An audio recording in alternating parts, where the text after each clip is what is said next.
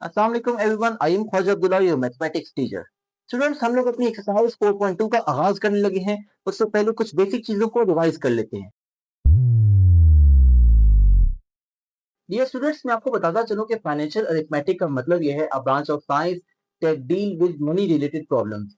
एक ऐसी branch of mathematics है जो हमें बताती है प्रॉफिट एंड लॉस के बारे में, जो हमें कंपाउंड इंटरेस्ट, सिंपल इंटरेस्ट और प्रॉपर्टी के क्वेश्चंस के बारे में आगाह करती है। हमें पता चलता है कि प्रॉपर्टी की डिस्ट्रीब्यूशन किस रेशियो में की जा सकती है। हमें पता चलता है प्रॉफिट कितने अरसे के बाद कितना ज्यादा होगा, और लॉस अगर आ रहा है तो कितने पार्टनर का कितना लॉस होगा। ये भी सब चीजें हमें फाइनेंशियल अरिथमेटिक में पता चलती हैं। आइए स्टूडेंट्स, क्वेश्चन नंबर 1 की तरफ बढ़ते हैं। क्वेश्चन में पूछा गया है अ truck driver charges rupees 2000 for 10 kilometre with the load of 800 KG. एक ड्राइवर है जो 2000 रुपए चार्ज करता है 10 किलोमीटर के 800 किलोग्राम के वजन के साथ। बताएं वो क्या चार्ज करेगा अगर 8 किलोमीटर तक जाना है और वजन जो है वो 600 किलोग्राम हो गया। स्टूडेंट्स, याद रखिएगा, हमारे पास इस क्वेश्चन में तीन तरह की क्वांटिटीज हैं। एक तो है रुपीज, दूसरी हमारे पास है केजी, और एक हमारे पास किलोमीटर भी थी। यहां पे किलोमीटर लिख लीजिएगा। आपका ड्राइवर चार्ज रुपीज 2000, तो रुपीज में हमने 2000 लिख दिया। 800 केजी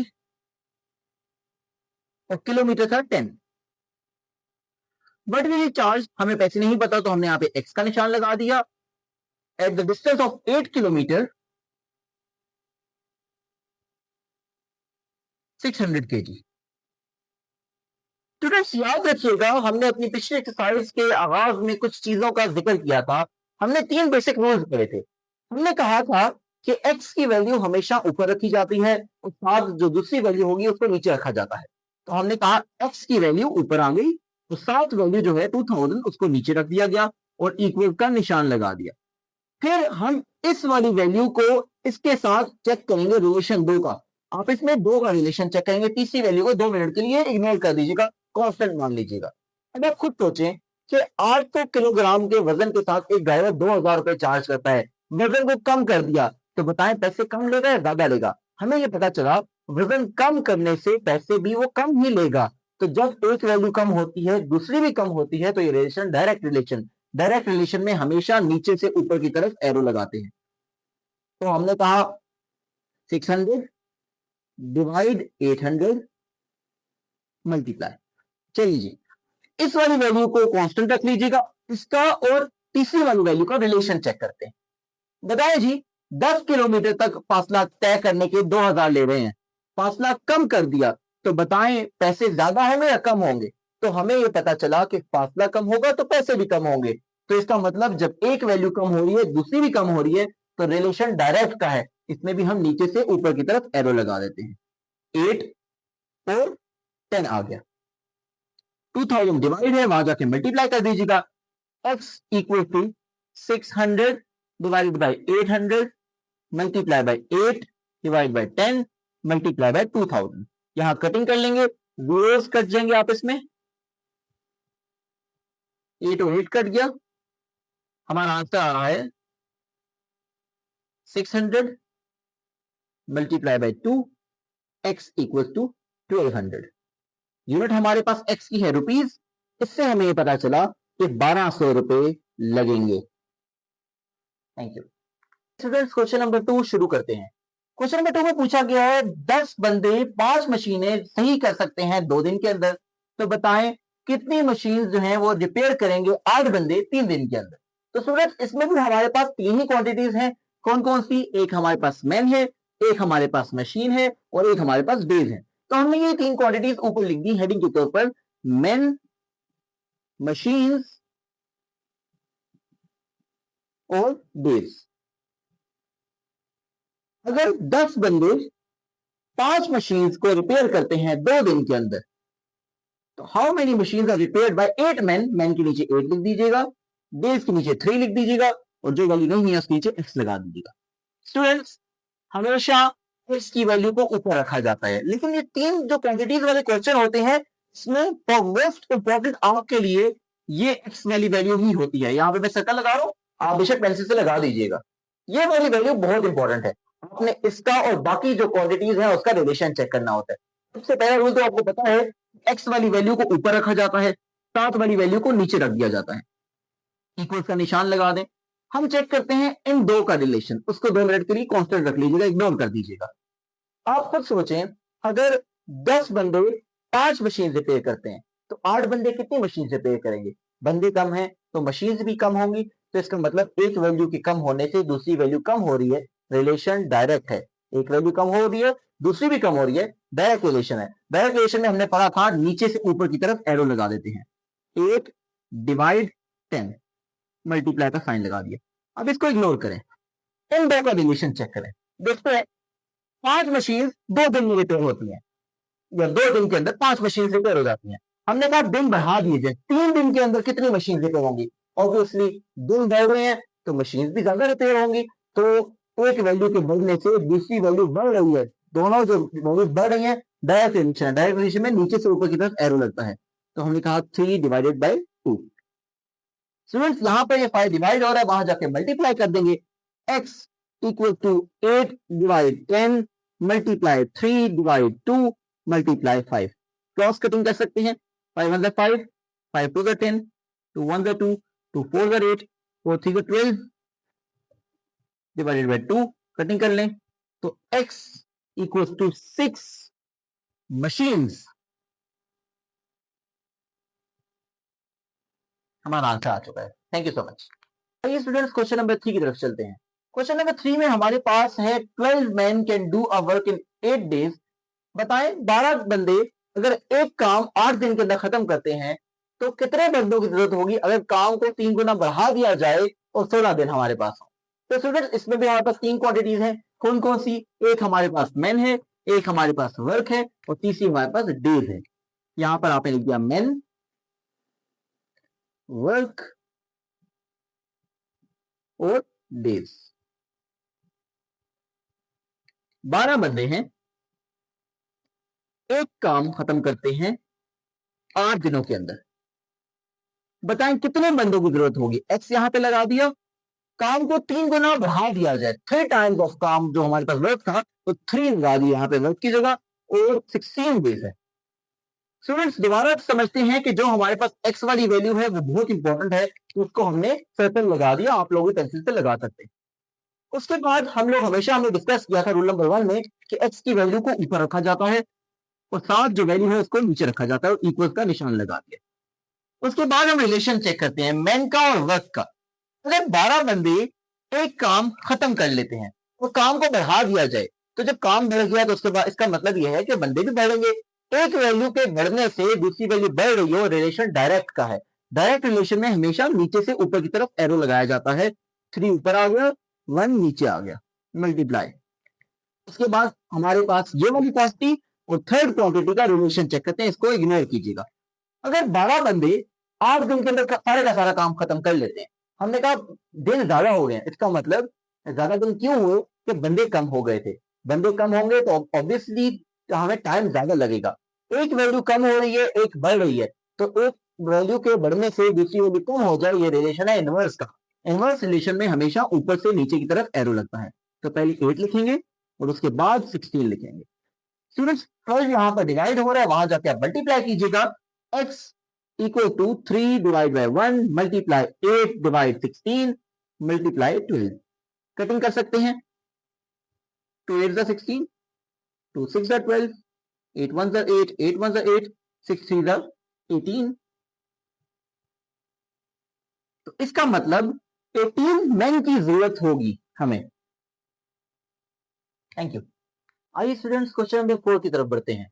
स्टूडेंट्स क्वेश्चन नंबर 4 में हमारे पास पूछा गया है 100 मुर्गियां अगर 1/4 ऑफ क्वांटिटी ऑफ फीड जो है वो खत्म करती हैं 21 दिन के अंदर, तो बताएं 84 मुर्गियां जो है वो बची हुई फीड कितने दिनों में खत्म करेंगी? तो स्टूडेंट्स देखिएगा इस क्वेश्चन में हमारे पास कितनी क्वांटिटीज हैं। एक तो हमारे पास हो गया हेन, एक हमारे पास हो गया फीड और एक हमारे पास हो गया डे।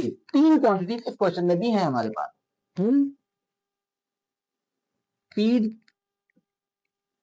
और डेज। हेन कितनी थी? 100, तो हेन के नीचे 100 लिख दिया। फीड कितनी थी? 1/4, 1/4। अगर कैलकुलेटर में इसको सॉल्व करते हैं तो आपका आंसर आएगा 0.25 और डेज कितने हैं 21। इन हाउ मेनी डेज 84 हैं दोबारा 84 आ गई।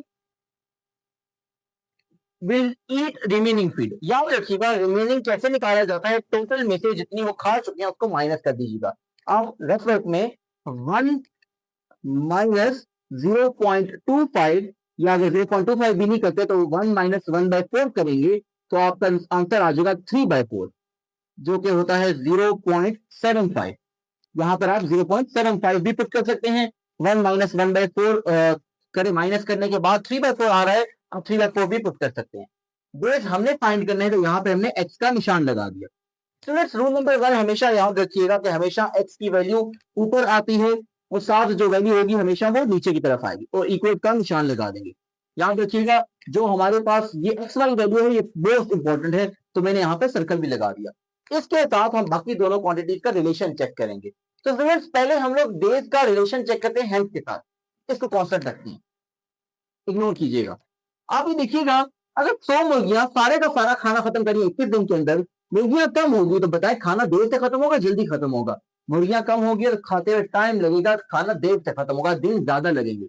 एक वैल्यू कम हो रही है दूसरी बढ़ रही है, तो ये कौन सा रिलेशन होगा? एक वैल्यू के बढ़ने से अगर दूसरी वैल्यू कम हो तो ये इनवर्स रिलेशन होता है।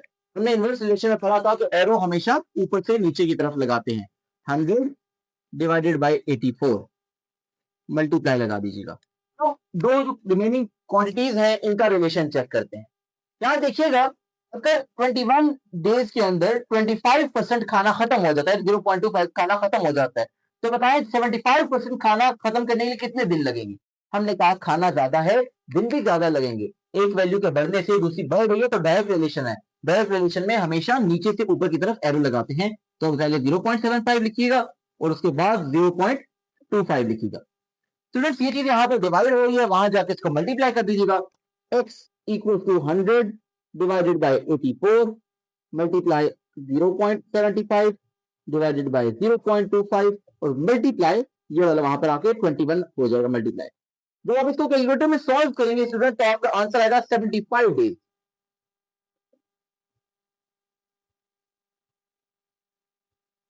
ठीक है, इस स्टूडेंट्स क्वेश्चन नंबर 5 की तरफ बढ़ते हैं। स्टूडेंट्स क्वेश्चन नंबर 5 में पूछा गया है in a factory 49 workers make 1050 articles.